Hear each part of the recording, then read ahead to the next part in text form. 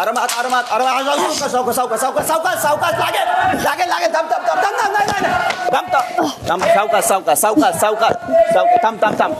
थांब. Big boss Marathi season 6 तिसऱ्या राऊंडला task मधीच थांबला कारण की संकेत आणि तन्वीमध्ये हातापायी खूप झाली.